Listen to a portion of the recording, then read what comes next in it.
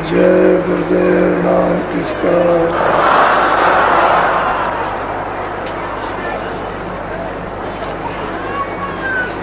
जय गुरुदेव नाम किसका।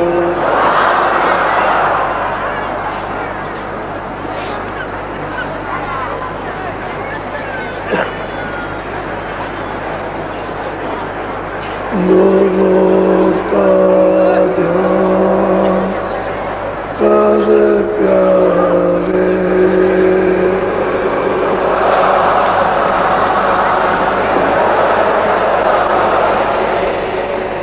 बिना इसके नहीं छूटना।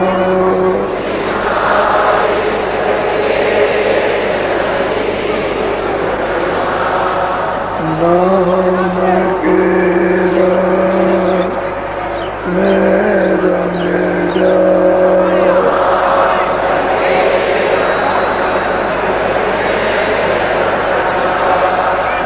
मिले तो दाम मुझे अपना।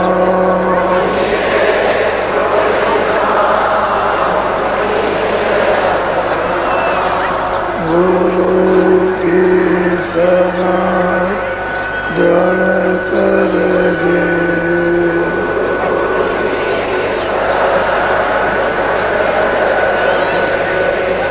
बिना इसका नहीं सरना।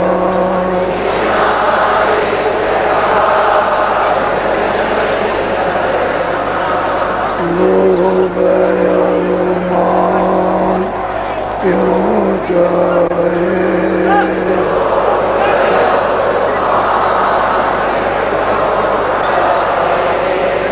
पड़ेगा फिर तुझे देना।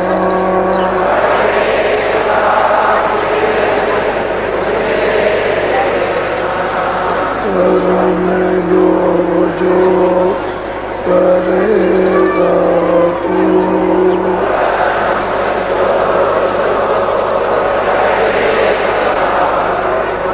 कर्म जो करेगा तू,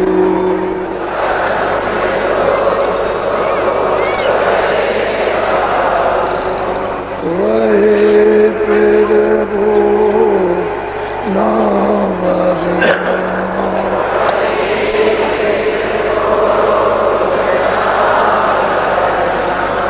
जगत के जाल से जाते हो,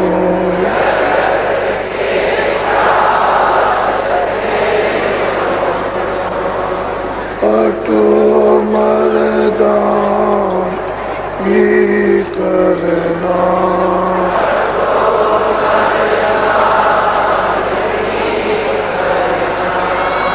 जिन्होंने मन डाला,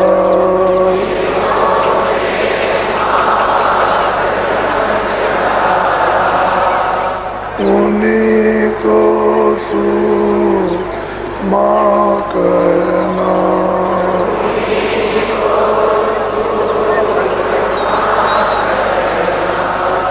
बड़ा बेरी ये मन घटों में,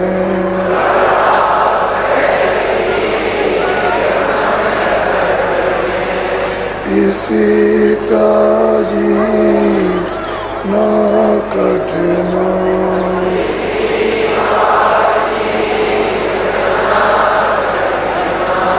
पढ़ो तुम इसी के पीछे,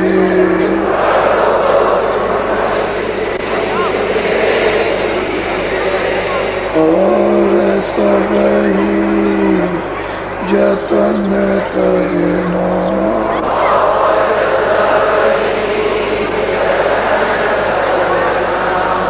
गुरु की कर पहले,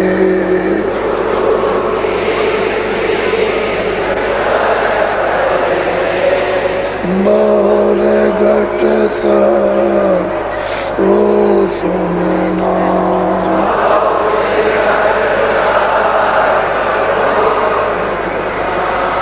मान लोगा ये मेरी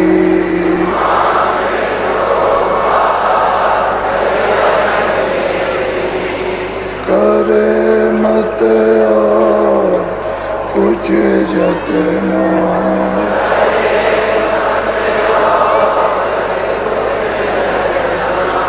और जब जाए मन तुझसे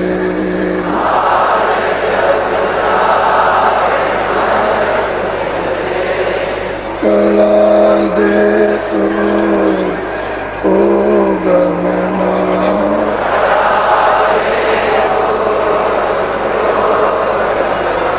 और सब काम जग झूठा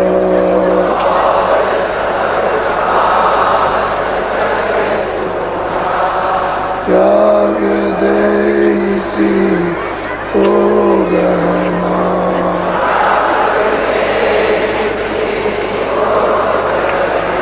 गुरु का ध्यान कर प्यारे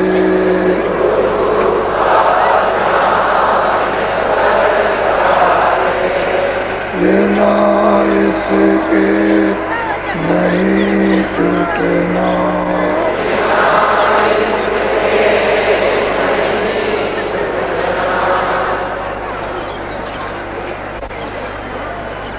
नर नारियों बच्चे और बच्चे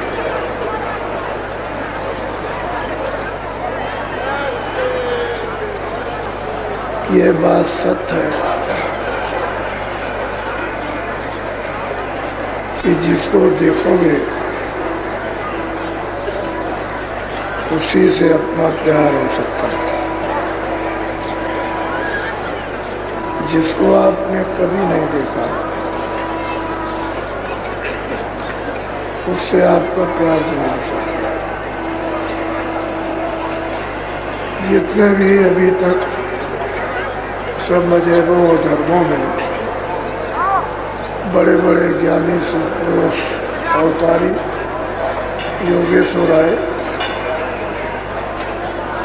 और 700 वर्ष के अंदर बहुत महापुरुष आए जिनको आपने अभी तक नहीं देखा उनसे प्रेम नहीं हो सकता। लकीर का फकीर तो कोई भी बन सकता है, जमात चला सकता है, फिरका बना सकता है, लेकिन प्रेम उसी से होगा जिसको देखा।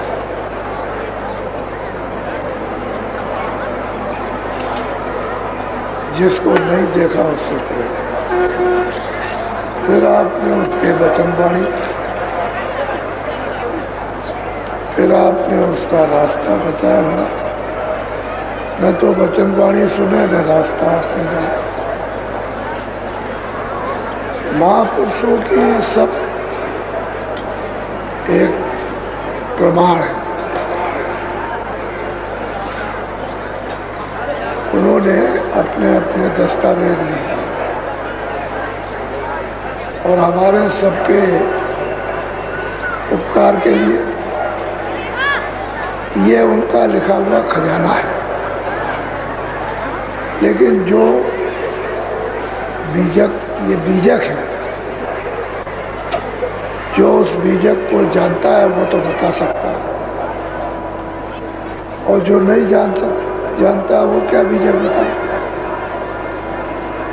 उन्हीं किताबों में सब में लिखा है कि तुम निरंतर उस गुरु की, उस महापुरुष की खोज करो जो इस भेद को जानता है, और भेद को जानता पूरा हो। तो आप लोग वो खोज तो सबके सब समाप्त करते ही नहीं और बस इधर उधर फंस जाते हैं। तो समय तो आपका जाया हो गया, बर्बाद हो गया। प्रेम आपसे किससे किया? कहते बिन देखे हो न पड़ती थी। जब देखोगे तो अभी तो प्रतीत होगी, और जिसको देखा ही नहीं उस कैसे प्रतीत, कैसे विश्वास। तो जो कुछ चला रहा महात्माओं ने तो सोचा, उन्होंने अपना निर्देश दे दिया। अब वो हमको सोचना है कि हम अपना आत्म कल्याण कहाँ करें, किस तरह से जीवात्मा का रास्ता ढूंढे। किताबें तो आपने बहुत पढ़ ली, अंग्रेजी, उर्दू, हिंदी, फारसी, उनमें तो मिला नहीं, और ये किताबों से मिल भी नहीं सकता। और कहो कि विद्या पढ़ने से मिल जाए, उससे भी नहीं मिलेगा। ये तो करनी का भेद है, ना ही बुद्ध विचार। बुद्ध चार करनी करो तो कहो। जब उन्हीं किताबों में लिखा है वो मन से पढ़े, बुद्धि से पढ़े, चित्त से पढ़े, इंद्रियों से पढ़े। जब इसके अंदर नहीं आ सकता अरे तो आप अंदर वाली बात करते तो इंद्रिय नहीं जगेगी, यही विषय विकारों को नहीं छोड़ेगी, काम क्रोध लोभ मोह अहंकार रगड़ता रहेगा। जैसे माँ अपने बच्चे से नाराज होती है तो कितनी देर के लिए, क्षणिक। बच्चे से तो उसका प्यार है, लेकिन वो नाराज क्यों हुई? तो उसने गलती की और नाराज हो गई, तमाचा मार दिया, छड़ी मार दी। और थोड़ी देर के बाद, क्योंकि उसका अंदर से तो विरोध नहीं, अंदर से तो उसका प्यार है, और फिर बच्चे को चिपटा लिया। ऐसे ही महात्मा वो जो डांटे डपटे झिड़के तो वो अच्छे के लिए, उनका प्यार माँ से भी और कम और शुद्ध होता है। उनके प्यार में कोई विकार नहीं होता, कोई द्वेष नहीं होता किसी तरह का। तो मिसालें बहुत प्रकार की दी गई और वो सच्ची, उसमें कोई फर्क नहीं है। तो ये सूरज जो मनुष्य मंदिर में उससे सत्य देश से भेजी गई, सत्पुरुष इसके सतलोक में पिता है, उन्होंने अपनी मौज मर्जी से इस भंडार को काल भगवान को दे दिया। वो इन सबको ले आए और उन्होंने अपना पूरा विस्तार शरीर बनाकर, कारण शरीर, सूक्ष्म शरीर, लिंग शरीर, स्थूल शरीर, ये बनाकर और जीवात्माओं को उन्होंने अपने राज बसाने के लिए इनको बंद कर दिया। फिर इनको अधिकार दे दिया कि भाई हम तो कुछ नहीं करेंगे। एक व्यवस्था का नियम है कि यह पाप है, यह पुण्य, यह अच्छा है, यह बुरा, यह है न्याय, ये सब चीजें उन्होंने एक नियम, विधान, कानून बनाकर आपके सामने पेश कर दिया। और उस समय पर सब लोग निर्मल थे, क्योंकि सतयुग जोगी सब विज्ञानी, सब सुरते निर्मल थे, कोई पाप नहीं, कोई बुरा नहीं, अच्छा बुरा कुछ नहीं। सबके घाट खुले हुए थे, सबकी आँख खुली थी, कान खुले थे। इस नाम को, शब्द को पकड़ के सब सुरते चढ़ती थी, चाहती थी, परम पद को प्राप्त करती थी। उस समय तो कोई बंधन किसी तरह का था ही नहीं। उन्होंने जब ये देखा कि भाई ये तो सब चले जाएंगे, यहाँ कोई नहीं रहेगा। तो जो निकल गए उस पीरियड में वो निकल गए। लेकिन बाद में इन्होंने बहुत दिन के बाद ये सब उन्होंने विधान बनाया। तो विधान को 1-2 दिन में तो बना नहीं। 20,000 बरस तक तो तपस्या करने में लगे ब्रह्मा विष्णु महादेव। और तब समाधि में उनको ये आवाज आई। तो 20,000 बरस बहुत होते। जब विधान बन गया तो आपको उन्होंने तो देखो भाई हम कुछ नहीं करेंगे, अब हम सब तुम्हारी इच्छा पर छोड़ते हैं। ये अच्छा है, ये बुरा है, पाप है, पुण्य है, ये सत्य है, ये असत। इस सृष्टि का ये नियम है, मृतलोक सृष्टि का। तो आप लोग जैसा चाहो कर। अब उसका ये है कि जो गलती करेगा उसकी सजा मिलेगी।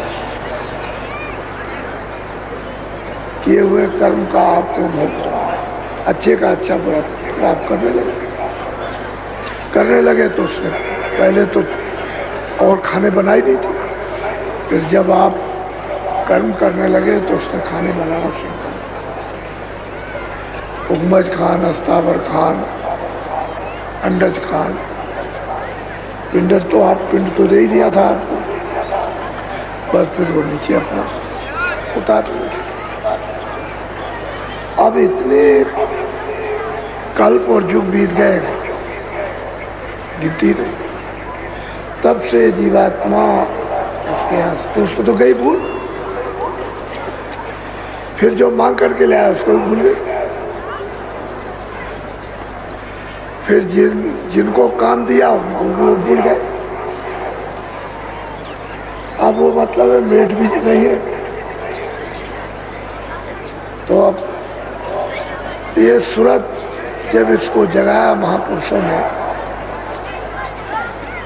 और इसमें जब चेतना आई, होश आया और जब वापस चली तो देखती जाती, चलती जाती, तो अपने स्वामी से कुछ प्रश्न करती है कि स्वामी हमको विधि विधान से हमारा प्रश्न है उसका विधिवत विस्तार से उत्तर दे दीजिए ताकि कोई शंका। वैसे पूछने वाली में तो कोई शंका है नहीं, लेकिन और जीव हैं उनको तरह तरह की शंका होती है। तो कहते हैं सब शंकाओं का निवारण हो, और जहाँ शंका है तहाँ विनाश है। अर्जुन ने कृष्ण पर शंका की, न ज्ञान बचा नहीं सके। तो शंका पतन है। तो कहते हैं कि प्रश्न का उत्तर दीजिए ताकि शंका जो है वो खत्म हो जाए। तो आप विधिवत सुनिए जरा सा।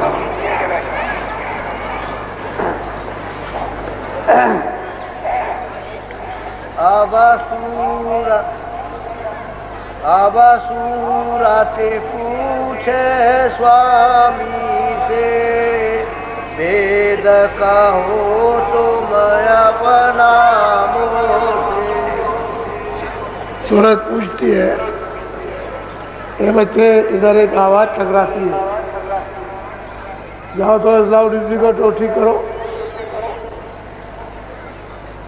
दौड़ के जाओ बिजली वाले। वो पूछती है कि स्वामी आप मृतलोक में आए, यहाँ सुरतों को जगाने के लिए मनुष्य शरीर आपने धारण किया। ये सब सुरतें मनुष्य शरीर में रहती हैं। तो हमको पहले तो ये बताइए कि आप कौन हैं। वास तुम्हारा कौन लोक में, यहाँ ये तुम कौन। और वो पूछती है कि आपका निवास आपका लोग कहाँ के रहने वाले हैं और यहाँ आप आए हैं आप अपने लोग से, तो क्यों यहाँ क्यों? तो ये भी बताइए कि आपका निवास कहाँ, ये भी बताइए मृतलोक में आए तो क्यों आए। दोनों बातें वो पूछ रही है।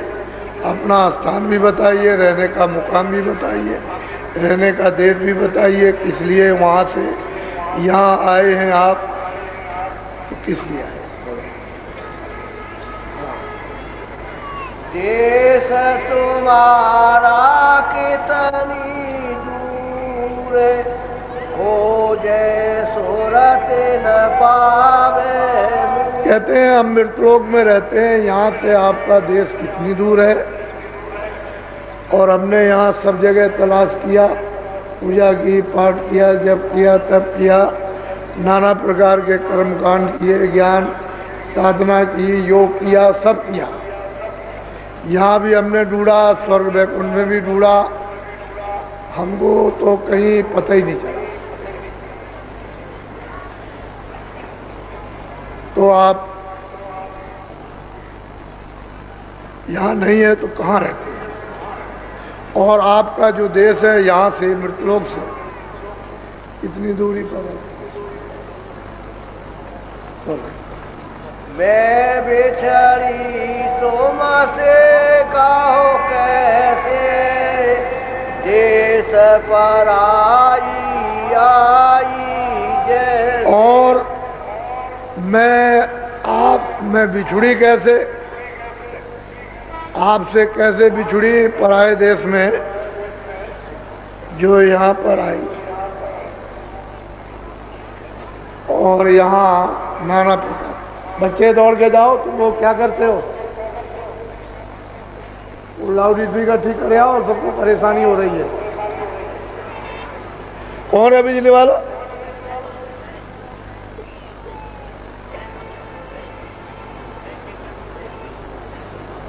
रोज रोज का काम तो कल भी परसों भी हो रहा था।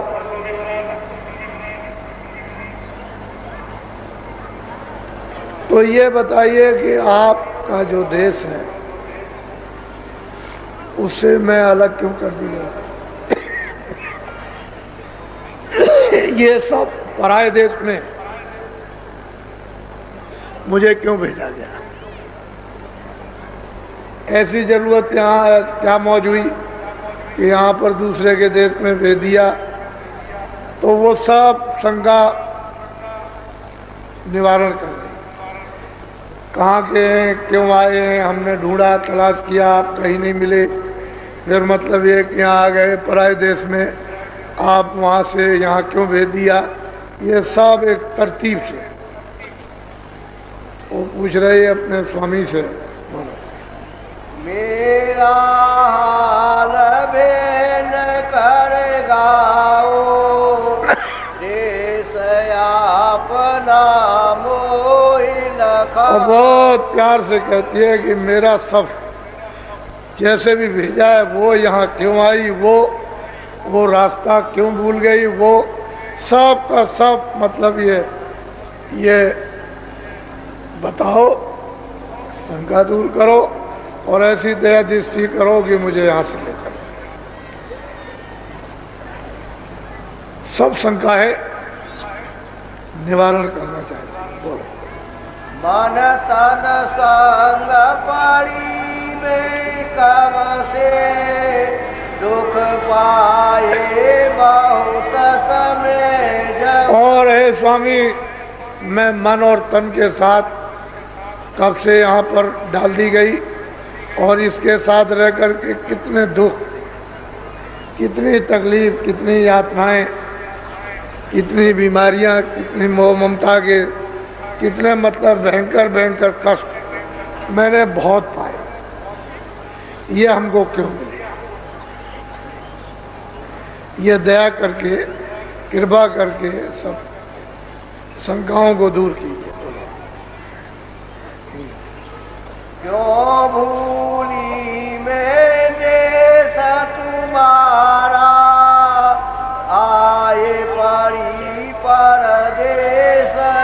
ये बताइए कि आपका देश मैं क्यों भूल गई।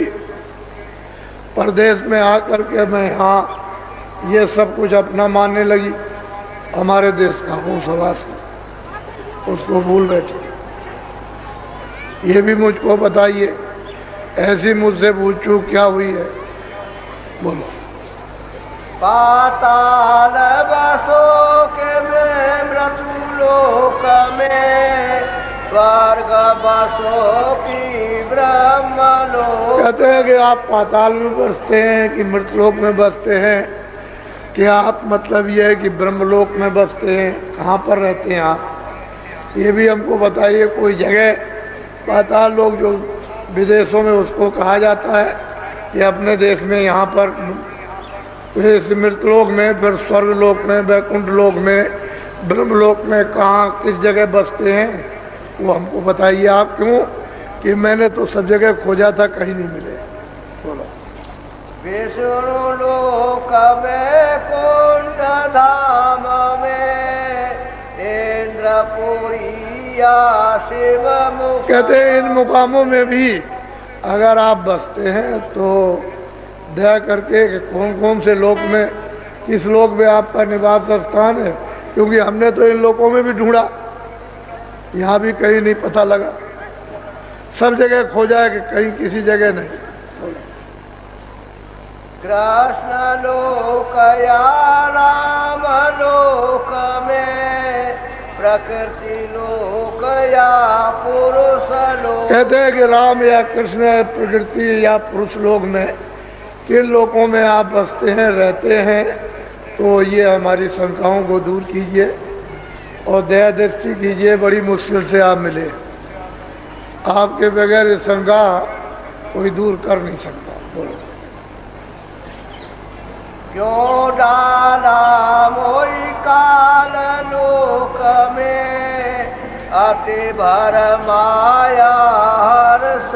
और ऐसी क्या थी कि मुझे परदेश में डाल दिया काल के लोक में, और अत्यंत है मुझको पीड़ा दी जा रही।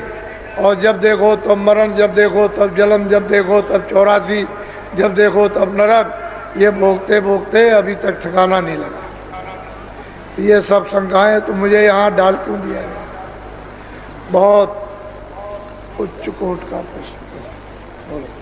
अब क्यों आए मोई चितावन, रूप तुम्हारा अति कर भाव। कहते हैं कि अब आप इतने दिन के बाद, इतने समय के बाद जो जगाने, जो चिताने के लिए हमको आए हो और ये उपदेश करते हो ये मृतलोक है और यहाँ कुछ नहीं है और ये नहीं, तुम अपने धाम चलो, तो इतने दिन के बाद क्यों?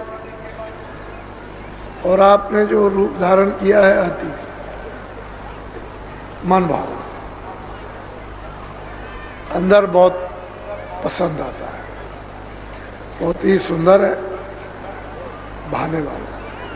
तो इतने दिन के बाद आप आए, अभी तक तो कभी नहीं, तो बहुत अच्छा सूरत अपने स्वामी से प्रश्न करती है और शंका निवारण करती है कि हमारी शंका दूर करनी। बोलो। बेदासी तुम चरण निहारे, वेद देव तुम। बहुत दीन होकर के वो अपने को कहते हैं मैं तो स्वामी दासी हूँ, मैं तो आपकी हूँ, अपना भेज दीजिए और अपने चरणों में लगा दीजिए, मैं तो आपकी दासी हूँ। वैसे सूरत को कोई शंका नहीं है, लेकिन और जीवों के लिए उसने प्रश्न किया है कि वो बता देंगे तो और जीवों का भी भला हो जाएगा। इसको तो कोई शंका रही नहीं, ये तो औरों के लिए प्रश्न करती है, मैं तो आपकी हो गई, अपना भेज दीजिए और चरण कमलों में लगा दीजिए। बोलो। तब हसे शब्द स्वामी बोले, सोनो सुरते तुम मैं कहूँ। कहते हैं सूरत तूने ये सब विस्तार से पूछा, अलग अलग करके शंका निवारण के लिए तो मैं तुझे खोल करके समझा देता हूँ, तो इसको अच्छी तरह से समझ ले, तेरी भी शंका दूर हो जाएगी, आगे जो लोग आएंगे उनकी भी शंकाओं का निवारण हो जाएगा। बोलो। जो तू पूछे भेद हमारा, कहूँ सभी अब करे भेद। कहते हैं कि तूने अगर पूछा है कि आप कहाँ रहते हो, क्यों आए हो, कहाँ के रहने वाले हो, यहाँ क्यों आए हो, इतनी देर में क्यों आए हो, हमको बहुत दुख, हमको क्यों भेजा गया, फिर आप रहते कहाँ हो, तो वो कहते हैं कि सूरत तूने पूछा है तो सभी मैं विस्तार से बताता हूँ, उसको तू अच्छी तरह से समझ ले। मैं हूँ अगमय नामय माया, कहूँ मौज से अधर सब। अब पहले कहते हैं जय सूरत मैं अगम अनाम हूँ, अमाया हूँ और अधर में मैं वहाँ रहता हूँ। मेरा कोई नाम, मेरा कोई रूप नहीं है, मैं यहाँ का रहने वाला नहीं। वो यहाँ से उन्होंने इस शंका का निवारण शुरू किया कि मैं अनाम हूँ, मैं अगम हूँ और मतलब अमाया, माया वहाँ नहीं है किसी तरह की भी। मैं इन सब से पर अपने में सब समाया रहता। भेद मेरा भेदन कोई पावे, मैं ही कहूँ सो कहते हैं कि हे सूरत मेरा भेद कोई नहीं जानता, मैं जब कहूँगा तभी जानेंगे और नहीं बताऊंगा तो मेरा भेद कोई नहीं जान सकता। सबके लिए कह दिया कोई नहीं जानेगा। सही बात तो यह है कि 700 बरस के पहले यानी कोई भी इसका भेद नहीं जानता था। जब उन्होंने संतों को भेजा तब ये भेद मतलब ये है कि उसका खुला, इसके पहले कुछ नहीं, इशारा भी नहीं था किसी तरह का। कहते हैं कि मतलब ये है कि मेरा भेद कोई जानता नहीं और मैं ही जब कहूँगा तभी कहने में आएगा और तभी जानेंगे और नहीं कोई नहीं जान सकता। बोलो। प्रथम अगम रूप में धारा, दूसरा अलख पुरुष हुआ ज्ञान। कहते हैं कि जब मेरी इच्छा हुई तो सूरत मैंने सबसे पहले अगम रूप धारण किया। जब इच्छा हुई, मर्जी मौज हुई तो मैंने अगम रूप तो अगम पुरुष को स्थापित किया। दूसरा यह है कि फिर मेरी इच्छा हुई तो मैंने अलग रूप धारण किया, अलग पुरुष को स्थापित किया। वो अनाम अमाया वो तो बिल्कुल अलग है। मेरी इच्छा, मेरी मौज मर्जी, उससे अगम पुरुष, उससे अलग। बोलो। तीसर सात पुरुष में भया, सात लोक में ही रचली। कहते हैं कि तीसरा रूप जो मैंने अपना निजी धारण किया वो सत्पुरुष।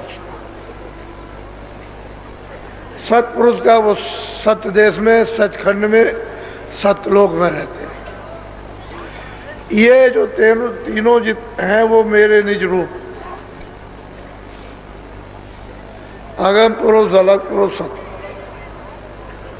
और वो अनाम वो तो मालिक सर्वाधार है। कहते हैं मैंने इन तीनों को, अब इनमें तीनों में मेरा निजी रूप है। बोलो। इन तीनों में मेरा रूप, यहाँ से उतरी कलायनु। अब वो समझा रहे हैं सूरत को के सूरत स्वामी समझा रहे कि देख असली विस्तार तो ये नीचे का सतलोक से, ये सारा का सारा जितना भी विस्तार सुनाया जाएगा वो सब सतलोक से। उस सतपुरुष की मौज मर्जी हुई, उनकी इच्छा हुई सतपुरुष की, तो उनसे ये सब विस्तार। बोलो। यहाँ तक निज कर मुझको जानो, पूरन रूप मुझे पर। वो स्वामी कहते हैं कि देख सूरत, मैं सतलोक में भी रहता हूँ, मैं अलग लोक में भी रहता हूँ, मैं अगम लोक में भी रहता हूँ, और अनामी धाम तो मेरा है। मैं मेरा निजी रूप, मैं उनमें रहता हूँ। इसीलिए तो उपासना सत्य लोक तक की है, आगे इसलिए नहीं उपासना हो सकती है कि मैं रोक टोक नहीं किसी तरह की। वो तो जो दाखिल हुई उसमें प्रवेश हुई वो ऊपर जाएगी, क्योंकि वो तो तीनों में वो मालिक का ही रूप है और वो रहते हैं, उसमें कोई फर्क किसी तरह का नहीं है। तो फौरन मतलब तो फर्क इतना है कि प्रकाश, रोशनी, शब्द है, वो तो है इसमें तो, लेकिन ये कि बंधन कुछ नहीं। सुरतों को रूहों को जो पहुंच जाती हैं उनको कोई किसी प्रकार का ऊपर जाने के लिए बंधन नहीं। जहाँ लौट के यहाँ चली जाए, कहीं भी जाए, सब सुरते वहाँ सुतल। क्योंकि जब मालिकाई का उनमें तीनों में उसी का रूप है और मुझको वहाँ जानो, तो उसमें कोई बंधन की तो बात ही नहीं। तो कहते हैं सूरत, मेरी तेरी शंका का निवारण कर रहा हूँ, अब तू विस्तार को सुन। बोलो। अंसदोई सतपुरुष निकारी, ज्योति निरंजन नाम। अब कहते हैं कि सतपुरुष ने दो धाराएं निकाली, एक माया की और एक काली। नीचे जब ये सब मंडल अंडल उन्होंने बना दिए तो दो धाराएं वहां से चली। किस पर ऐसे थोड़ी गिरा दी जाएंगे, ऐसे पहले वो रचना करता हुआ शब्द आया सतपुरुष का और उसने सब मंडल बना दिया। उसने तो मंडल बना दिया, उसने विभाजन तो जब ये भेजे जाएंगे तब होगा। और ऊपर से शब्द की धारा आंखों के सामने यहां पर वो टिकी हुई है।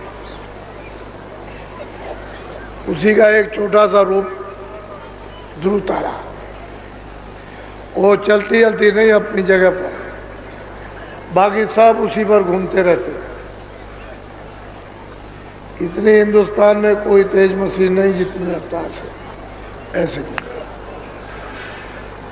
तो मंडल तो उसने बना दिए, फिर दो धाराएं उसी शब्द पर, उसी डोरी पर, उसी नाम पर, उसी आवाज उतार दिया।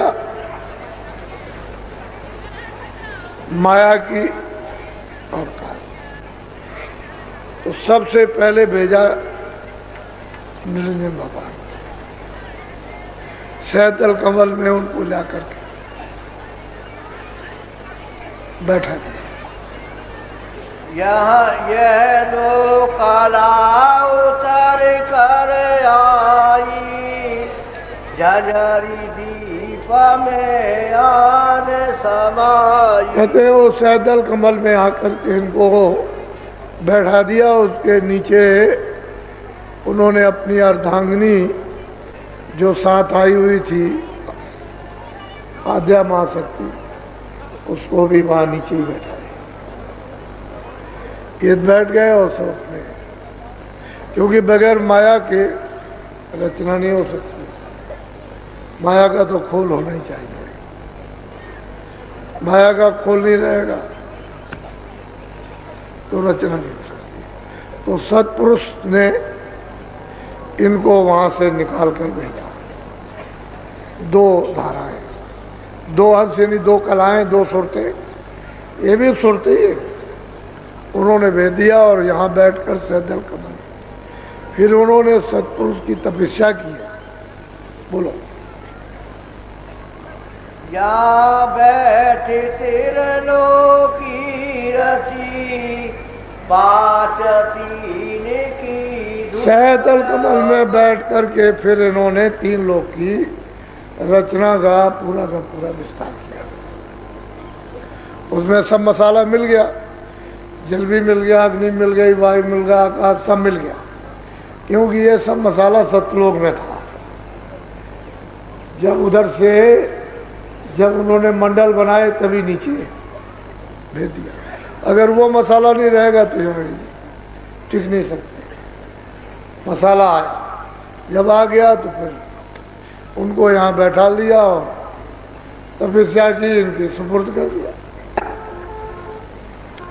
ये अपनी अखंड तपस्या ध्यान करने लगे। अब करते रहेंगे ध्यान, यहीं से बैठ करके सारा विस्तार, यानी मृतलोक का और अन्यलोक स्वर्ग वैकुंठ, और मतलब यह है कि ईश्वर के लोक का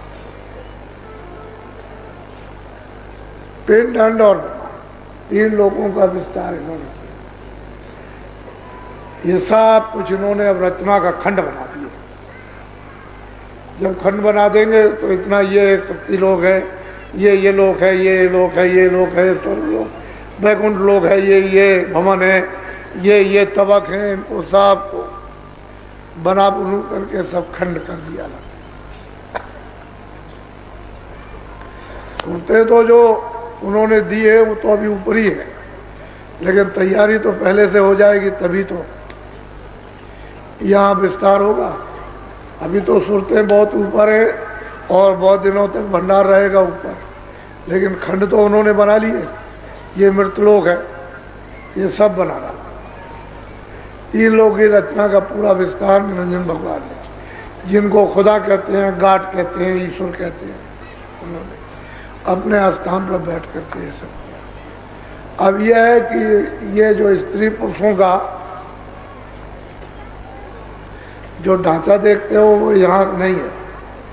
और जब ब्रह्म स्थान पर जब सूरत आई थी तो कारण कपड़ा पहनाया गया, तो गोई कपड़े थे, एक माया का, एक पुरुष, तो वहाँ झिल्ली डाल ली कारण शब्द स्पर्श रूप रसगंध, इसकी झिल्ली डाल दिया उन्होंने। बस वहीं से ही फिर नीचे आए तो मतलब 9 तत्वों का शब्द स्पर्श रूप रसगंध और मन बुद्धि चित्त और अहंकार, तो ये वहीं से स्त्री पुरुष का कपड़ा चला। वो बहुत ही बारीक, फिर उससे मोटा, फिर वो स्वर्ग वैकुंठ में आए तो 17 तत्वों का और मोटा। अब यहाँ स्थूल शरीर में आ गए तो ये तो बिल्कुल ही मोटा। ये 5 तत्वों का जल पृथ्वी अग्नि वायु, तो यहाँ ये खोल उतरेगा नहीं जब तक उतार करके चारों शरीरों के खोल अलग न कर दिए जाए, तब तक वो रूप सूरत का निकलता नहीं, तब तक स्त्री स्त्री पुरुष पुरुष रहेगा। जब इस कपड़े को उतार दीजिए वहाँ ब्रह्म स्थान पर और सूरत शब्द रूप हो जाती है तो सब उतार देती है।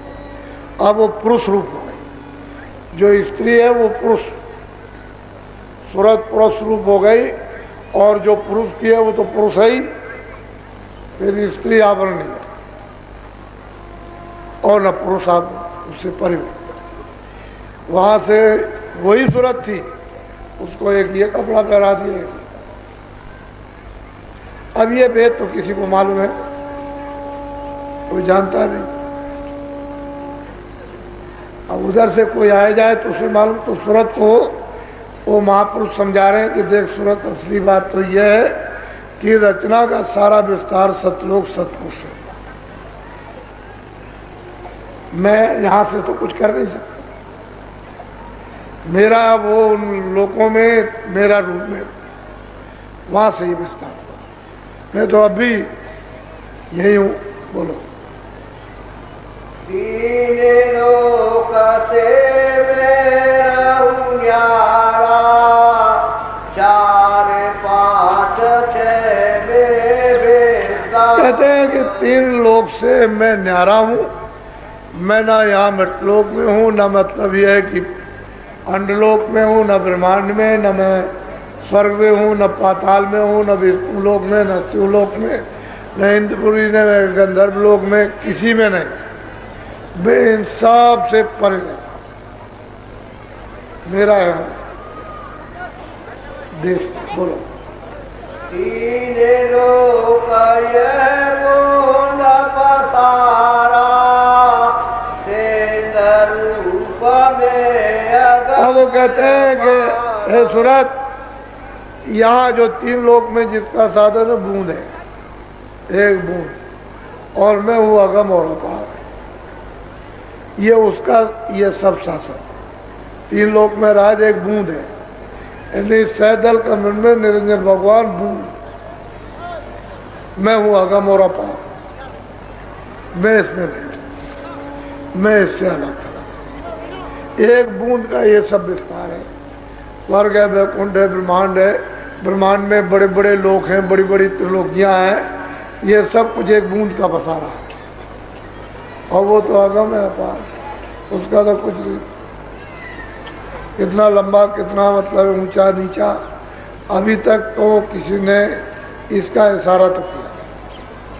सबने यही कहा है कि उसकी लंबाई चौड़ाई न किसी ने अभी तक था लगा पाया। कहते हैं मैं इन सबसे अलग। बोलो। हाँ। पाताल स्वर्ग नहीं मिलता, ब्रह्मा विष्णु महेश। कहते हैं मैं यहाँ कहीं नहीं रहता हूँ। 3 लोक में जब नहीं है तो कहीं नहीं, यहाँ है नहीं। कहते मैं इनसे तो परे रहता हूँ। अब इसका शंका का वो निवारण कर रहे हैं जो उसने पूछा कि आप कौन है, आपने क्या है, हमको यहाँ क्यों हो जाए। ये सब बोलो। लोक व्यापक में नहीं, बूंद एक मेरी। कहते हैं एक बूंद यहाँ रहती है, 3 लोक में मैं व्यापक नहीं हूँ। मैं यहाँ रहता ही नहीं, हूँ ही नहीं, मैं इन सब के परे हूँ। यहाँ एक बूंद का ही पूरा का पूरा विस्तार है। जिसको गाड कहो, जिसको खुदा कहो, जिसको मतलब ईश्वर कहिए, उस बूंद का। और वो तो मतलब है गम अपार। ये सब वहीं से आए, हम लोग भी वहीं से आए। जितनी सुरतें, जितनी रूहें आई, ये सब वहीं सत्यदेव से ही आई। एक नीचे इसका स्थान है, उसमें से एक छोटा सा भंडार दे दिया बस। हो कोई कहो कि कुछ बहुत बड़ा दे दिया, वो बात बना कि कुछ नहीं, ऐसा भंडार दे दिया बस। कहते हैं रहने वाले सब। अब यह है कि उसकी मर्जी थी, मौत थी, उसे विस्तार करना था, रचना करनी थी। अब उसको कौन कोई क्या कर सके, तो मालिक है, वो सब कुछ कर सकता। तो अब सूरत को उत्तर दे रहा और हर तरह से शंका का उसके निवारण। बोलो।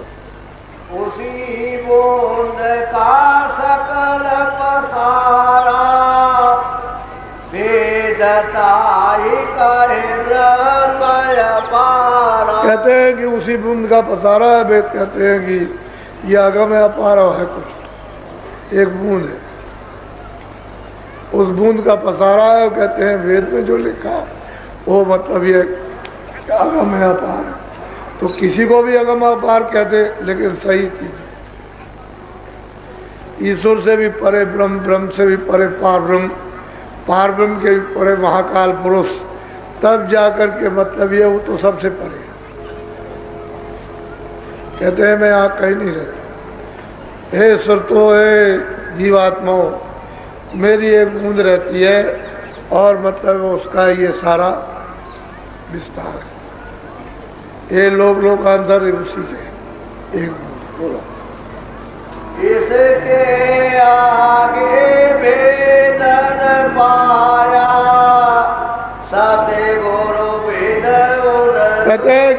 भगत इसके आगे किसी को वेद तो मिला नहीं, कोई आगे जानता होता। इतना तो जरूर इशारा किया, न एति न और कुछ है, बस इतना ही कह करके छोड़ दिया। देखा है का कुछ कि ऐसा मालूम कभी कभी ऊपर से आवाज़ आती है, इसके ऊपर से भी। तो जिन लोगों ने समाधि लगाई उन्होंने कहा भाई कुछ और मालूम होता है, लेकिन देखा नहीं। तो बिना सदगुरु के जो आने जाने वाले वो जब तक नहीं मिलेंगे तब तक वो वेद मिलेगा। इसलिए सबने धोखा खाया, क्योंकि ये भी तो संत जब आए तभी तो पता चला। बगैर आए हुए रास्ता कैसे मालूम होता, कैसे पता चलता ये रास्ता आने का ये जाने का। अभी जब आए तब जीवों को जगाया और अभ्यास कराकर साधन भजन कराकर और इनको नाम पर सवार होकर के ले चले, तभी तो पता चला। नहीं ऐसे कैसे मालूम हो जाए। अभी काशी में कोई ज़्यादा दिन तो हुआ नहीं, तुलसीदास जी थे, बड़े बड़े ब्राह्मण विद्वान पंडित टकरा गए जान से मारने के लिए, लेकिन उन्होंने उन पर भी दया की। कह रहे भाई तुम यहाँ के कहाँ रहने वाले हो? तुम उनको सब तरह की मतलब ये उनको शिक्षा दी और ज्ञान दिया और रास्ता बताया, उनको भी पार किया। अपने ही सामने जो मौत के लिए घूमता हो कि मार दिया जाए इनको, उसी पर वो दया बरसा रहे। और दया की बात तो उन्होंने ऐसी दया बरसाई कि यहाँ से वहाँ पहुँचा दिया, बहुत लोगों को पहुँचाया। अब तुलसीदास जी को कौन जाने ये कौन थे। झगड़ा झंझट इन्हीं ब्राह्मणों ने बड़ा विरोध किया कि ये धर्म के खिलाफ है। तो अकबर बादशाह से कहा, उसने बुलवाया, कहा कि इनको यहाँ रखो नजर बंद। कह लगे आप कहीं जाएंगे नहीं, यहीं रहिए। 6 महीने तक उनको रोका, जब देखा कुछ नहीं है किसी मजहब और धर्म के खिलाफ नहीं, कह लगे आप जाइए, छोड़ दीजिए। ये ऐसे लोग हैं, नहीं जानते, पता नहीं क्या करते। तो कहते हैं कि भाई सबने धोखा खाया, किसके बिना? सदगुरु के बिना। महावर्षों के बगैर, पूरे के बगैर सब धोखा खाते। क्योंकि इन्होंने जो सुना, जो लिखा, वो तो वाणी तो लिखी है, देखा तो है नहीं। अगर ये देख लेते निरंजन भगवान को, ये ब्रह्मा तो तुरंत कारोबार छोड़ देते। इनका काम है उत्पत्ति करने का, एक का काम है पालन करने का और एक का काम है श्रृंगार करने का। तो ब्रह्मा विष्णु महादेव अपनी अपनी जगह बैठ के अपना अपना काम करते हैं। अगर ये कोई भी अगर उसका दर्शन कर ले ईश्वर का, भगवान का, तुरंत सब काम छोड़ दे। इनको ये हुक्म ही है आध्यात्म आसक्ति को ये इधर ना ले, कारोबार खत्म हो जाए। जरा सा भी अगर दर्शन किया सब छोड़ दे। इनके लिए बड़े बंधन है, ये दर्शन नहीं कर सकते। और वो सदगुरु बगैर सब धोखा है। तो देखा तो नहीं, आवाज सुनी है तो लिखो बस। बोलो। जितने मत है जग के माई, इसी बूंद को से सब के सब जितने भी मत है ये सब इसके नीचे ही से आए। राम भी नीचे से आए, सैदल कमल के नीचे से। कृष्ण भगवान तो मतलब प्रकृति लोक से आए थे, लेकिन और जितने सब के सब तो उन्होंने तो छुपा लिया था। उन्होंने तो पृथ्वी लोक का खाली इशारा कर दिया, बाकी कुछ नहीं किसी को नहीं, क्योंकि उनको प्रकृति ने भेजा था विशेष काम के लिए। तो चले यहाँ आए, उसके बाद बताया कुछ काम किया हो वापस आ गए। तो कहते हैं कि जितने मत है इसी बुंद को सिंध कहते हैं, और सिंध का पता भी नहीं, उसका भेद ही नहीं जानते कि पूरी रचना का विस्तार कैसे है। ये जरूर है कि जिन योगियों ने यदि उन्होंने तपस्या की है, साधना की है, उन्होंने मतलब है कभी कभी झलक उनके सामने आई तो जरूर है, लेकिन उसकी झलक नहीं आई जो वहाँ मंडलावर्ती स्थानीय मालिक है, और चीज़ों की झलक आ गई तो उन्होंने उस झलक को देख करके इशारा कर दिया, बाकी और कुछ किसी को बताया तो वहीं के वहीं रह गए जहाँ के तहाँ, आगे का किसी को भेजना। ये सूरत कहाँ से, सूरतें कहाँ से आई, कौन ले आया, किस तरह से ले आया, कैसे भेजी गई, क्यों भेजी गई, किस रास्ते से आई, कैसे कैसे लाई गई, ये तो मालूम है। बोलो। वीर पैगंबर कुतुबयोरिया बूंद भेद पूरा। कहते वो तो बूंद का भी भेद इनको नहीं मिला, उसका भी दर्शन दीदार नहीं कर पाया, तो मतलब ये फिर वो क्या समझे। झगड़ा तो इसी बात का, एक उन्हीं में से कहता है कि नहीं बूंद है, वो अगम है अपार है, दूसरा कहता कुछ नहीं। झगड़ा उन्हीं में, उसी बूंद पर झगड़ा हो गया, और वो है सिंध अपार। तो कहते हैं कि सूरत यहाँ वो एक बूंद रहती है, इन लोगों का यहाँ पर, और उसी को सब लोग कहते हैं, और वो मैं अगम हूँ अपार हूँ, उसका बगैर सतगुरु के कोई भेज जा नहीं सकता। और वो सतगुरु को जब समय समय पर भेजता हूँ तो लोग उनके पास पहुँच नहीं पाते, ढूंढते रहिए, खोजते रहिए, और किसी को जगा ले, चिता दे और ले जाए तो ठीक है, ऐसे नहीं, वो तो बगैर मर्जी के नहीं होते। सुनो सुरते तुम अपना भेद, तुम हम में थी सब। अब वो कहते हैं सूरत तूने ये पूछा था कि मैं कौन हूँ, तो सूरत मैं तुझको ये बताता हूँ कि तुम मुझ में थी, अभेद थी, कोई किसी तरह का भेदभाव मुझसे अलग नहीं था, इसी मतलब था समुद्र में समुद्र थी, मुझ में थी, कोई भेदभाव। हाँ। काल करी हम सेवा भारी, सेवा बस होए कुछ न।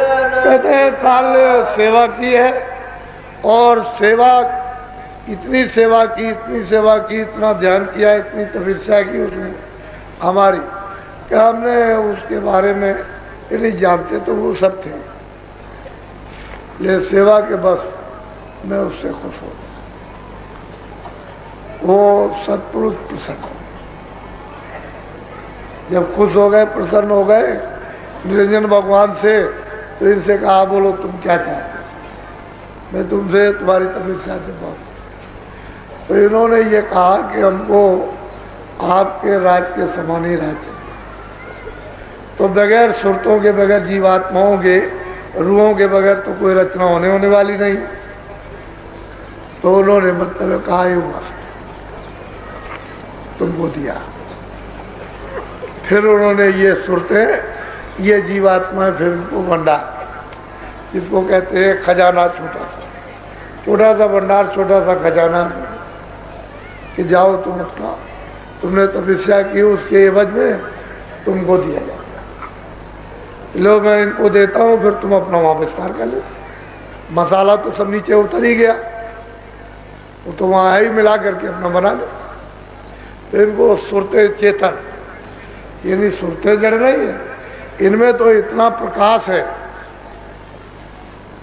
कि ईश्वर से कितना हजारों गुना ज्यादा।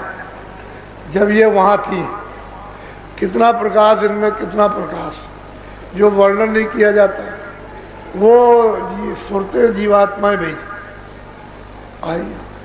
तो कहते हैं कि हम सेवा की, हमने उसके बारे में कुछ सोचा नहीं, और सेवा बस। बोलो। तुमको मांगा हमसे उसने, सौंप दिया तुम्हें सेवा। कहते हैं उसने हमसे मांगा तुमको, तो सेवा के बस होकर के है सुरतो, मैंने तुमको काल कि जाओ। तो ऐसे तो वहाँ कैसे कोई उतरने वाली नहीं, वो तो बहुत मुश्किल से आना, बहुत कह के समझा के कौन उतरता है।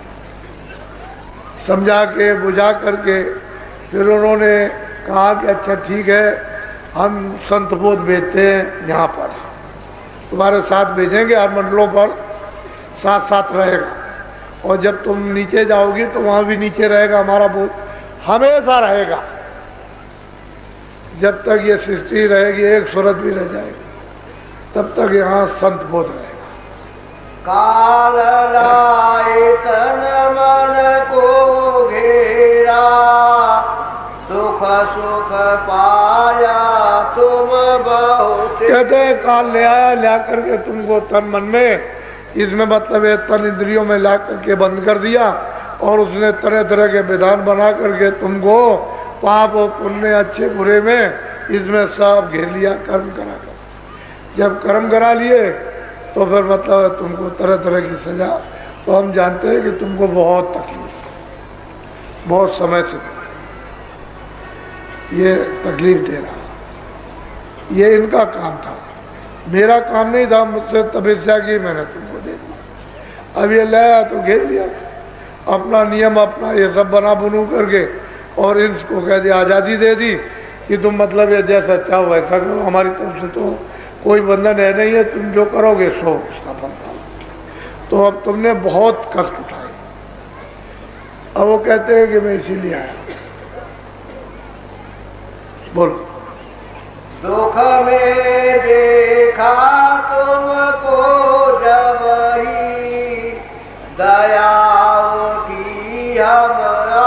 कहते हैं जब तुमको दुख में हमने देखा कि ये कितने युग और कल्प बीत गए, वहाँ गई हुई हैं, बड़े कष्ट मिल रहे, बड़े दुख मिल रहे, तो दया होंगी, और फिर मैं तुमको अब वापस ले जाने के लिए, ये तुम्हारा घर है, ये परदेश है, चलो तुम्हारा। वो जो संत बोध आया वह गुप्त है, वो कभी उनको कोई नहीं पहचान सकता। भेड़े चराएंगे, ऊंट चराएंगे, खेती करेंगे, उनको कोई नहीं जान सकता कभी भी। वो जब से सृष्टि की रचना हुई है और सुरतों को भेजा गया तब से वो आए, लेकिन वो हमेशा, और दरबार में रोज हाजिरी देते, वहाँ पहुँचते रोज, उनके पहुँचने में एक क्षण भी नहीं लगता, सीधे जाते हैं सीधे आते हैं। लेकिन उनको कोई जान नहीं सकता, मनुष्य रूपी इसी मंदिर में रहते हैं, इस शरीर में। और मतलब यह है कि जैसे मौत के वक्त में सूरत शरीर छोड़ देती है, ऐसे छोड़ के चले जाते हैं, चले गए, रोज आदि देते हैं उसे। वो उनको कोई गुप्त है, उनको कोई नहीं जान सकता। वही साधन सामान जोड़ देते हैं, जब किसी को कोई मतलब ये इच्छा होती है तो वो भक्त वत्सल बन करके भक्तों की और उससे सत्यता की प्रशंसा रखते हैं। हर मंडलों का समाचार जाता है, लेकिन यह है कि उनको कोई पहचान नहीं। और जब से प्रकट आए तो उन्होंने जीवों को जगाना शुरू किया कि चलो वही ये रास्ता है। गुप्त तो जैसे वैसे ही रहेंगे, लेकिन प्रकट जो आए जीवों को जगाने के लिए, वो रास्ता बताते हैं कि चलो तुम तो ले जाते हैं। कहते हैं दया उनकी है तो तुमको लेने के लिए आए, अब बहुत कष्ट तुमको मिले, चलो हमारे साथ। बोलो। आए प्रिया हम साथ उपदेशा, शब्द मारे तुम करो। कहते हैं मैंने आकर के यहाँ शब्द का नाम का ये उपदेश किया है, तुम ऐसा करो, घाट पर शब्द आ रहा है, तुम उसको सुनो और उस पर सवार हो। नाम रूप की नौका जहाज लगा रखा है, उस पर बैठो और चलो, हम ले चले, हम इधर भी तुम्हारी मदद करें, उधर भी।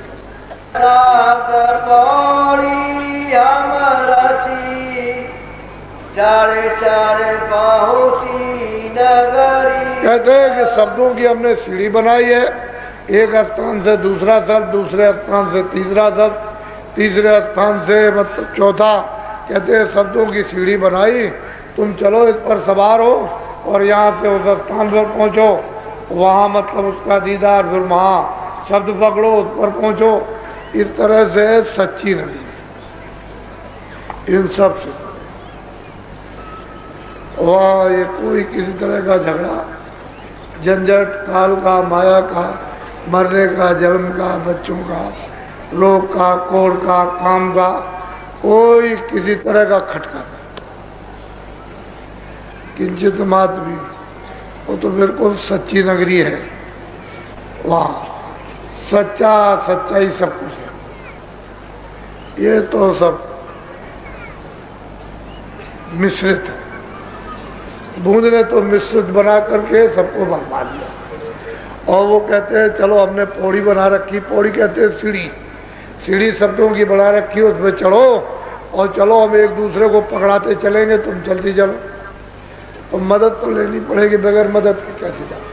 अपने बल से कुछ नहीं होने वाला। वो तो जब उनका बल और सहायता ली जाएगी तब चलेगी।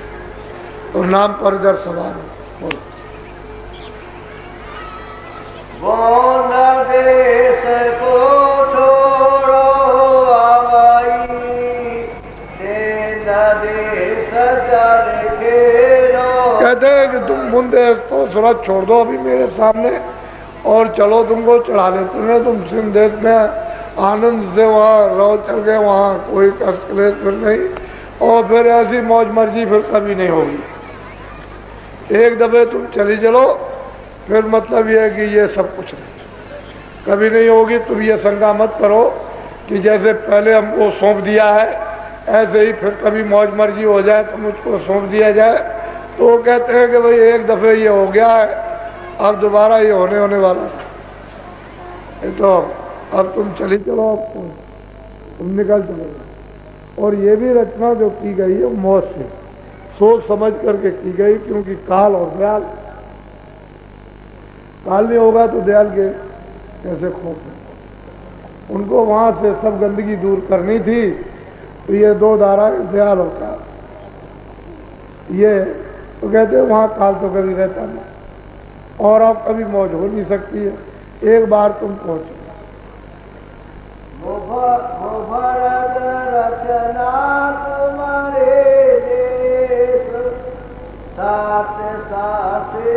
कहते हैं वहां की रचना बिल्कुल निर्मल चेतन सर्दी शब्द की रचना है। वहां शब्द के समय कुछ, वहां एक कण कण के अंदर में शब्द, उसी की रचना है, सारा विस्तार। कहते हैं वहां कोई मिलोनी किसी तरह की। तुम चलो वहां अपने देश में स्वतंत्र, मतलब ये कि आनंद से वहां प्रीतम का, उस प्रभु का दर्शन। लेकिन जब तक आप यहाँ नहीं महापुरुष मिलेंगे, प्रेम नहीं करोगे तो कैसे? यहाँ मिले, प्रेम करो और उसके बाद में धीरे से, मतलब है कि जो बताए सो थोड़ा सा करो, तुम चढ़ चलो। नहीं तो अगर जरा से डाल चूक गई, ये मनुष्य एक डाल है, जरा भी चूक गए बस चले गए, सर से नीचे गए। 4 खानों में 84 लक्ष योनियों में, फिर वहाँ क्या मिलेगा? और महापुरुषों की कुछ दया भी हो गई, वो तो अनजान में कि तमाम ये आबादी बढ़ गई, ये उन्हीं की कृपा ही का ये सब कुछ। तो उससे लाभ तो आपको मिल नहीं रहा। मनुष्य शरीर में तो आ गए हो, लेकिन भोग उसी नरकों में जाने के आप भोग रहे हो। काम तो वही कर रहे हो, फिर नरकों में लौट जाओ। दया हुई और दरवाजे पर आए और कुछ नहीं आपने किया, फिर इसीलिए तो ये खान पान बिगड़ा हुआ। आहार शुद्ध है नहीं, अशुद्ध, और इनसे कहा जाए तो सुनते ही। अरे भाई तुम रास्ता क्यों ऐसा करते हो कि नीचे जाओ फिर ये मनुष्य शरीर कभी न मिले, पड़े रहो। तो तकलीफ तो जीवों को, अब उधर जाओगे तो दिन रात जमराज किस तरह की उस नरकों में डाल करके पिटाई करते हैं, जलाते हैं, सड़ाते हैं, गलाते हैं, क्या क्या दुर्दशा जीव की करते हैं। तो तुमने रास्ते ही अपना खोल रखा, कोई क्या बस करो। अभी करो, अभी बड़ी, अभी ऐसा मालूम होता है कुछ गए नहीं। लेकिन मैदान देखने से ये मालूम होगा कि अभी कोई गया नहीं। ऐसे सत्संग तो कल तक के लिए है ही, ऐसे तो सत्संग चलता ही है। मैं यहाँ रहता हूँ, सत्संग तो होता ही रहता है, लेकिन यह है कि जो बाहर के आने वालों के लिए रखा था वो 16 था, तो आज और कल तो है ही, लेकिन बहुत लोग गए और आज भी जाएंगे इस तरह से। तो आप लोग जो रास्ता दिया, शाम को तो गुरु महाराज की दया रही, तो जो कोई आ गया नया तो नामदान तो उसको मिल जाएगा। अब कुछ भी मेरी हालत हो, मैं नामदान तो शाम को उनकी कृपा से दे दूँ। कल तो मेरी तबीयत गड़बड़ा गई थी, रात को समझ गई, क्योंकि आप बहुत बेरहमी से, यानी दया का नाम नहीं, इस तरह से नोचा नाची करते, इस तरह से कठोर होकर के नोचते हो, और जरा सा भी दया नहीं कि चोट लगती होगी, हम इधर टांग खींच रहे इधर खींच रहे। तो शरीर है, कोई लोहा तो है, लोहे पर भी हाथ मारो तो गिर जाए, ये तो हार मारता है। तो दे ही देंगे, लेकिन आप लोग जो नामदान दिया गया सब जब भी समय पाओ, घर गृहस्थी से, दफ्तर है, दुकान है, खेती है, जब भी कहीं समय मिल जाए आपको, 2 मिनट का, 4 मिनट का, 5 मिनट का, 10 मिनट का, कहीं भी जंगल में किसी जगह पर फरुआ रख दिया, खेत में काट रहे और रख दिया, 5 मिनट बैठ गए, 10 मिनट बैठ, आपको अपना घाट बदलना, संसारी घाट को छोड़ना, परमार्थी यानी घाट को पकड़ना, परमार्थी घाट पर बैठना है। तो ये कोशिश और मेहनत करो, थोड़ी धीरे धीरे धीरे से बन जाएगी। तो आपको कोई बाहर से अड़चन भी मालूम नहीं हो कि भाई हम काम भी कर रहे हैं अपना और ये सब कुछ है और थोड़ा सा इसको भी कर, तो घाट बदलना, धीरे धीरे घाट बदल जाए, संसारी घाट बदलेगा, परमार्थी घाट पर कार्रवाई जितनी भी होगी सब परमार्थी घाट पर होगी, यानी सूरत के घाट पर। ये जो अभी चल रहे हो इंद्रियों का, मन का घाट,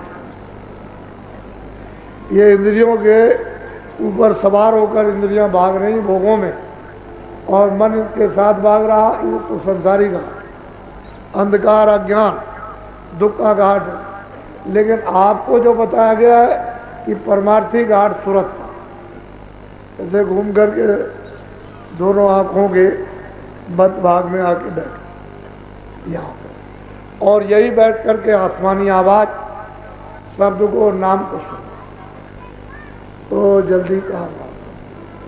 और फिर मान लो कभी कभी ऐसा होता है कि ज़्यादा पर्दा चढ़ा हुआ है, बहुत ज़्यादा कर्मों का पर्दा चढ़ा है, तो जरा सा रो अंदरी अंदर, और किसी को दिखाओ मत, कपड़ा ओढ़ लिया अंदरी अंदर रो लिया तो वो झड़ जाए।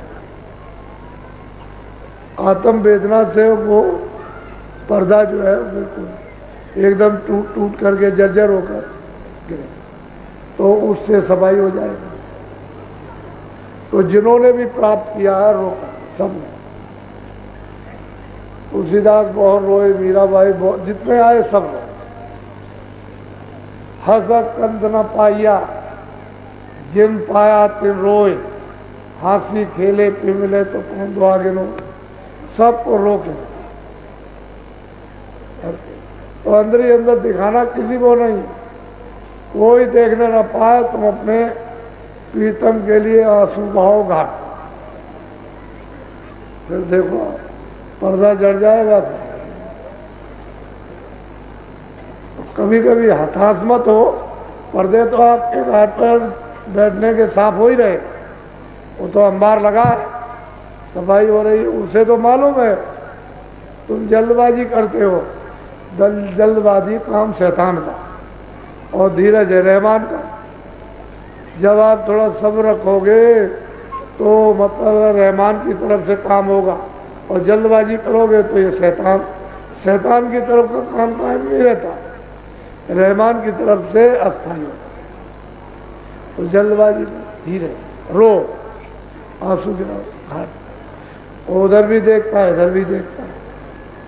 और वही हमारे लिए जो कांटा है, जो मतलब ये दरवाजा लगा उसमें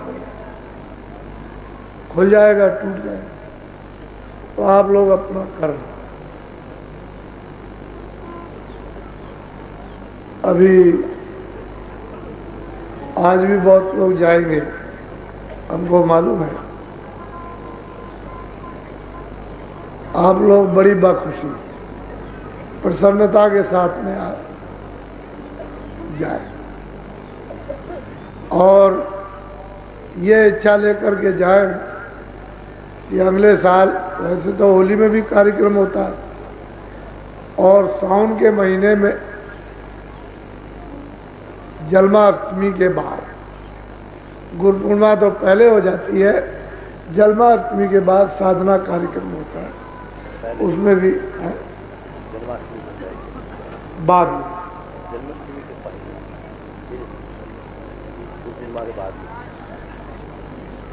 हाँ, गुरु पूर्णिमा के बाद, जन्माष्टमी तो बाद में होती है, तो वो अगस्त के महीने में पड़ता है, वो भी 7 दिन का।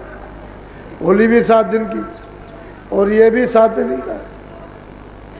तो वैसे ये है कि भंडारा अपना है। आपने गुरु महाराज को तो देखा नहीं, लेकिन हमने तो गुरु महाराज को देखा। हमको तो गुरु महाराज उनको देखा है, तो मुझे तो उनसे निर्देश लेना, आपने तो देखा है, तो आप उनसे निर्देश क्या लेंगे? तो ऐसा कभी नहीं, वो तो उनसे दया ली और प्रसाद हमारा हाथ लगा बनाया, आपको दिया। तुम ऐसा न मत समझना किसी और ने दे दिया, वो तो हम उनसे दया लेंगे आपके लिए और अपने लिए, और मतलब यह है कि आपको देंगे। तो वो आप लोग वो प्रसाद काम में लिया करो जो उस समय पूजन का है, वो बहुत महत्वपूर्ण है और उसको लेकर के मिला लिया करो। बतासे और इलायची दाना उसमें मिला के रखें, तो समय पर जरूरत पर बहुत से लोग जो है ऐसा समझते हैं कि सीधी दया मिल जाए, ऐसा आधार लेके दया मिल।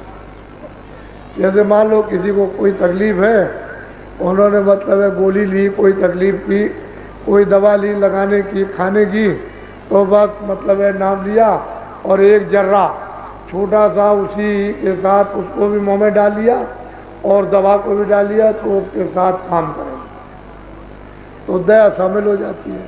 कहते हैं दुआ काम कर जाता। ऐसे आपको परिचय नहीं मिलता, सीधा परिचय नहीं मिल सकता, लेकिन कोई आधार रहता है तो परिचय नहीं। जो दवा नहीं लगती वो लग जाती है, आपके काम आ जाती है, तो आप समझ जाते हो। पहले तो आप दवा खाते ही हो, लेकिन यह है कि फिर तो आधार होना चाहिए, कुछ ना कुछ उससे अनुभव होता है।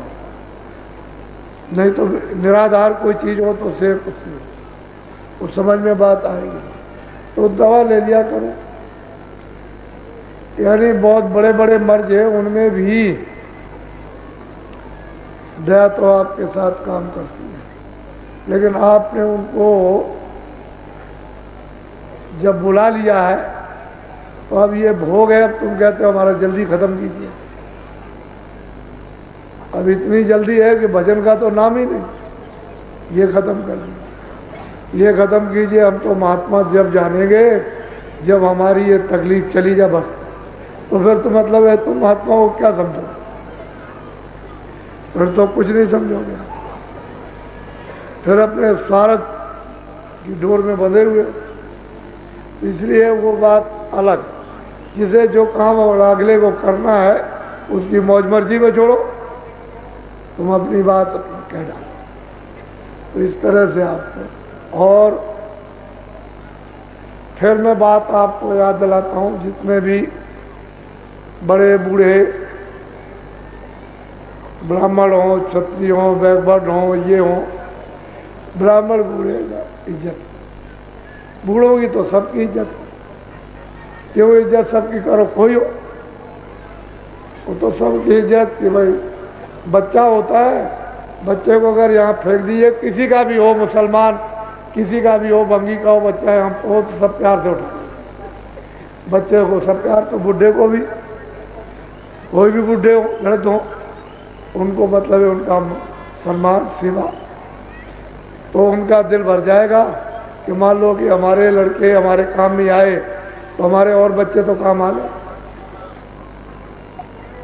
उनका दिल भर जाएगा। उनको कुछ ना कुछ अच्छी भावना तो देंगे कि हमारे बच्चे ऐसे, वो भी आपको जो सेवा करते हैं अपने बच्चे मानते हैं, आपको ये सच चाहिए।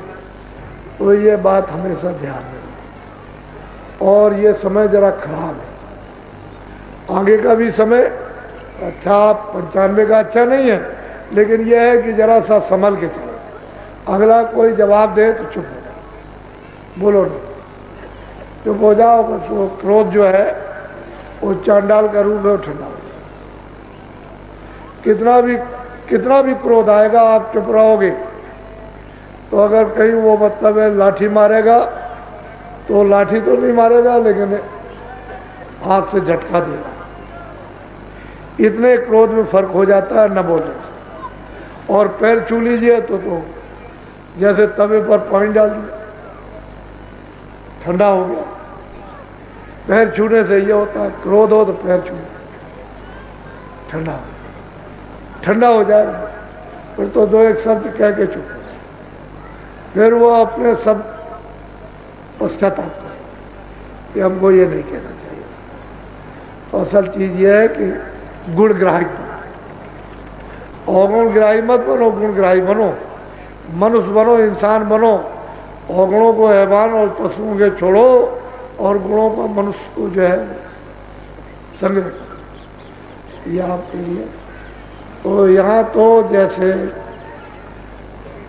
पहले थे उसमें कोई बनावट, ना कोई बनावट है और ना कोई जब, ना आगे कोई।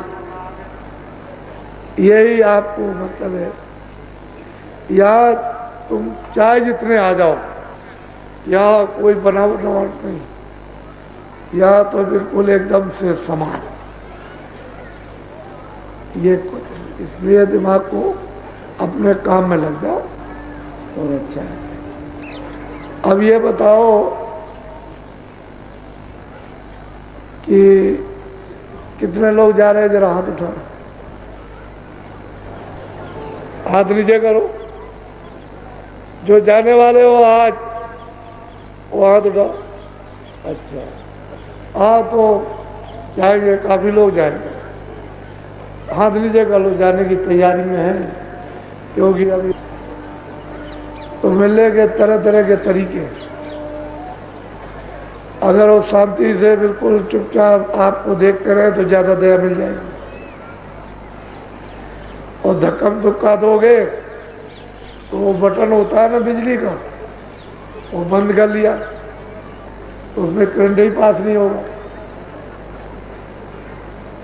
चाहे जितनी आप रगड़ा रगड़ी करो कि चलो हम निकाल लेंगे इसमें से, तो जब वो बटन ही बंद हो गया, बिजली नहीं आ रही, तो क्या उतनी बिजली आएगी जितना मतलब है कि काम है वो ज्यादा नहीं आएगी। और तुम वैसे रगड़ा रगड़ी की देर ना करो तो मतलब बटन खुला हुआ है। ये सब चीजें धीरे धीरे मालूम हो जाएगी। आदमी सोचता है कि नहीं जितना अच्छी तरह से रगड़ेंगे वैसे साथ कुछ निकल आए, ऐसा नहीं। बोलो जय गुरुदेव। देखो फिर सुन लो, ए ब्राह्मणों, क्षत्रियो, भगवानों, ये वो आदमी है छोटा सा सेवक, आप सबका कि सबको मान सम्मान मोहब्बत प्यार दिलवा देगा। हाँ, इसको सोच लेना, आप इसको गांठ में बांध लेना। अपमान नहीं, मान प्यार मोहब्बत सेवा, एक दूसरे के काम हम आपके पक्के सेवक हैं। कच्चापन नहीं है, कच्चापन हो, पक्के सेवक है। इसलिए आपको गांठ में बांधो। और नौजवान बुरे काम करना छोड़ दो, अब अच्छा काम करो। अगर आपको चमकना है, चमको, तो जरा सा आप जो मैं बताया 2-3 दिन कि काश्तकारों के गांव में ये नौजवान जब स्कूल से छुट्टी मिले तो चले जाए, ये प्रस्ताव काश्तकारों का पास करना, तो तुम चमक जाओगे, चमक आ जाएगी और बुराई की तरफ नहीं जाओगे, अच्छाई की तरफ चलोगे। इसलिए आप अपने लिए भी कुछ रास्ता आपके लिए भी खुला है। ऐसा नहीं है कि बच्चों के लिए, वैसे तो मैं बच्चों ही के लिए सोचता रहता हूँ, लेकिन बच्चे समझते नहीं। तो रास्ता इनको, दिशा इनको एक छोटा मोटा काम चमकने का इनको दिया जाए तो अपना काम करना चाहिए। हवाबाजी में किसी की बहने की जरूरत नहीं, उससे न तो कुछ मिला न कुछ मिला। ये बहुत अहम, सबसे श्रेष्ठ सेवा का, ये सामान सेवा का पुण्य है। इसको समान सेवा पुण्य कहते हैं। उस काम को करना चाहिए। बोलो जय गुरुदेव, जय गुरुदेव, जय गुरुदेव नाम किसका, जय गुरुदेव नाम किसका।